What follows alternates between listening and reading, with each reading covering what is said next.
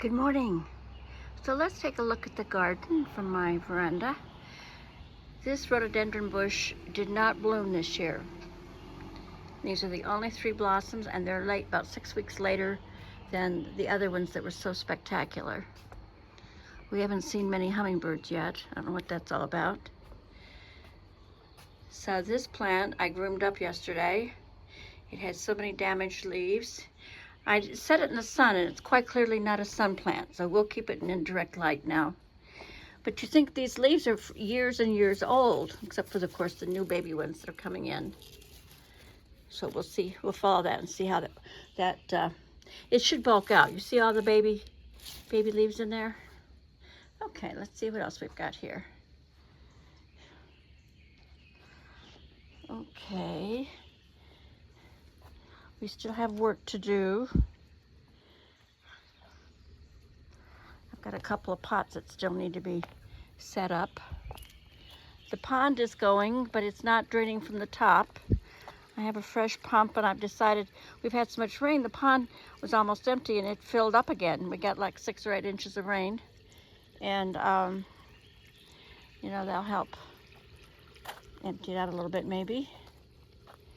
I think you'll tell me whether the leak is from the hose that goes from the pump up to the waterfall. So we'll watch that. Okay. Lots of things have already bloomed. This is a woodland garden, and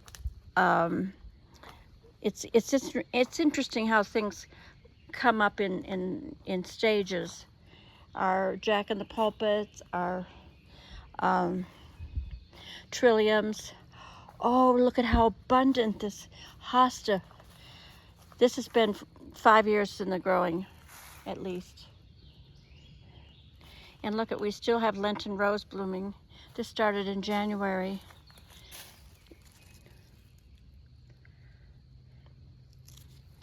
So I took plants that had reseeded themselves and spread them around.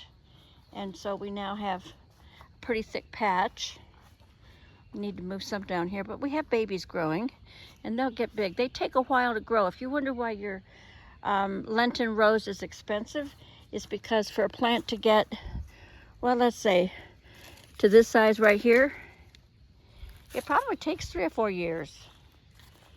At least in my garden it does.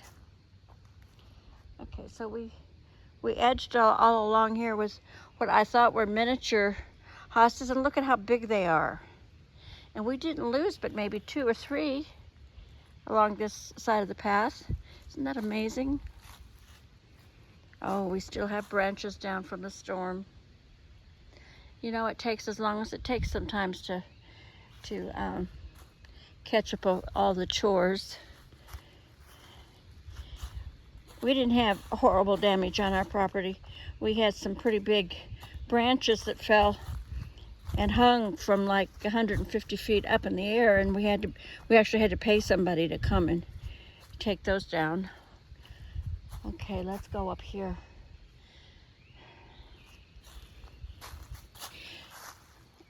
So last year, just to give you a heads up, I was going through and looking, and last year, like the 3rd week of April, I had moved all of the violas, yellow violas, out here to the garden and planted them along this swoop here. And they were just spectacular, of course, until the heat came. And then I put out orange impatiens, and they did fantastic. But then all of a sudden I had orange impatiens coming up from the year prior. We have things coming up, we'll see what that is. And I even had some coleus, so I'm gonna take my time in terms of planting anything in here and see if some of these things don't reseed themselves and come back. The challenge for us here in Western North Carolina is that we've had a very cool spring. We probably have only had 1 or 2 days that hit 80. Mostly it's been 60s, maybe 70s. And a lot of seeds need heat to germinate. So a lot of things haven't started coming up yet. Let's see what we've got here. This is a particular kind of hosta that multiplies every year. It doubles or triples.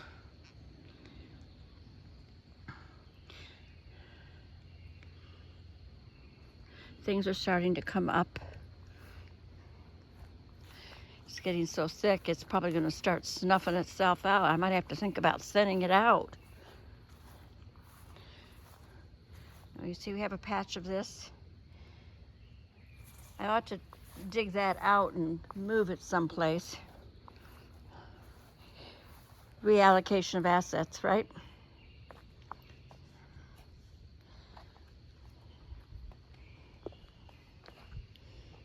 Okay, here's our Persian shield and our polka dot plant. Pots down in pots. And this heuchera bed is coming along quite nicely, isn't it? Some of my little 4-inch pots are taking a while to root in and get any size on them. The thing to remember is that most of these leaves are several years old. And they put on new leaves from the base of the stalk. Let's see if I can show you what I'm talking about. From down there, that's where new growth comes. And old growth falls out. I have bought one more heuchera bed to put in here. I need bright color to let the reds and oranges show up. Hardy geraniums. I put some coleus in here. We'll see how they do. I thought they were big ones. You know, they have giant ones that get 6-8 inches in diameter. So this hydrangea is starting to bloom. Is that a beautiful blue? Peonies have already come. They're doing beautiful since we moved them into a little bit more sun. These azaleas have doubled in value, in volume.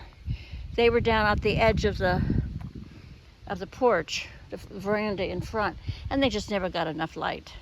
They were always in shade.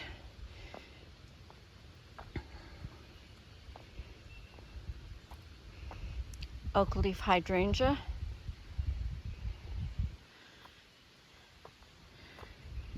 It's doing all right. It's about 1.5 years old. And this is the butterfly bush that my family bought when the previous one died during the -2 weather we had a couple years ago. So now this is the no-no bed. Because Joy kept saying, no, don't do it there. And my brother went ahead and did it. Look at how well these are coming up. And they're usually late. This one needs to be staked. Hardy geraniums. I think it's lamium. Some ferns.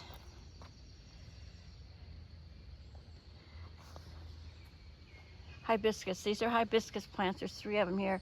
And they get lunch plate size blossoms that are just great. They're also medicinal. So would you look at our French blue hydrangeas? I had no hope that that small one was going to do well. It was about 12 inches high when I was gifted it, and look at that, it's got blossoms on it. It's great. Oh. That's a huge drift of forsythia that goes down the hill in the spring, nice and orange. I mean yellow, excuse me.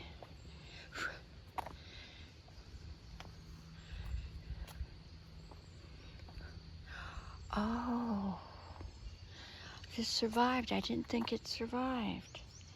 This is I think it was a blue or lavender red bud.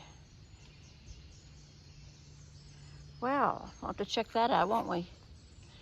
So the greenhouse is empty, and Larry has planted all the way up, starting about 2 years ago, all the way up the drive, because the property does go up to, I think, at least the 2nd telephone pole. And these are all things that come back every year. Isn't that something? all the way up.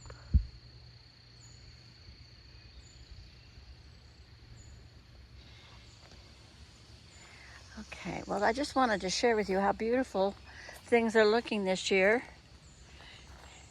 My family's come out and mulched an awful lot of the garden. We need to weed the moss garden down there. It's got lots of weeds.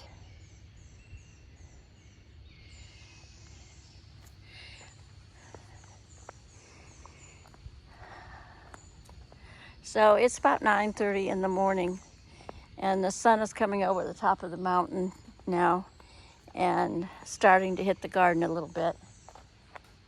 Looks like it's about 10 o'clock in the sky. You know, when you're a gardener, you really pay attention to the weather, to the temperatures, to the winds, and the sunlight, because it changes all day long, and it makes a difference. Like, for instance, these peonies. Look at this. They have quadrupled in size just from having moved them over from the railroad ties to here, where they could get maybe 3 or 4 hours of sun a day, maybe a teeny bit more. Well, we still have the cones up from my Sunday afternoon event. So I wanted to show you this climbing hydrangea. And this has been planted alongside a tree that died. And my brother's cut out part of it. But see, this is climbing hydrangea. See how it's finally reached the tree, and the rest of them will start going that way. And it even put out, it's putting out a flower. Isn't that something? These can climb 15, 20, 30 feet up trees. Aaron, the impatient gardener, is the one who inspired me to do this. And I think I shared the story with you that I wanted to put it in front. Here's my coffee cups. I wanted to put it where I could see it from my kitchen window. And I had at least 2 trees I could choose from. Live, healthy trees. And those trees screamed at me. I could hear them just to the right of my head, my ear. Right ear. They screamed at me that they did not want that climbing hydrangea planted to climb up them. And then I remembered, slow girl here, slow, slow, slow, that I wasn't just that they were climbing, they were going to be parasitical. They would get into the bark, and they wouldn't just climb, but they would take sap from the tree, energy from the tree. You know, like most vines do that climb trees.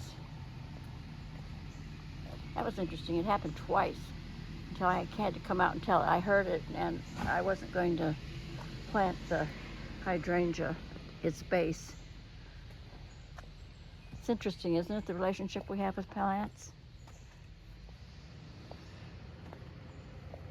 So it's a late spring. You know, we couldn't bring things out till a couple of weeks ago.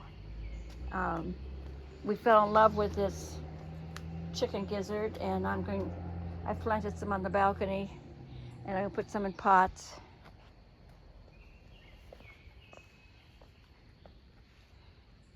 This bed's doing great. Just wanted to share with you a little bit. The Japanese anemones, of course, are bushing out. And we'll see blossoms on that later on. Thank you so much for sharing. We appreciate. Y'all have a great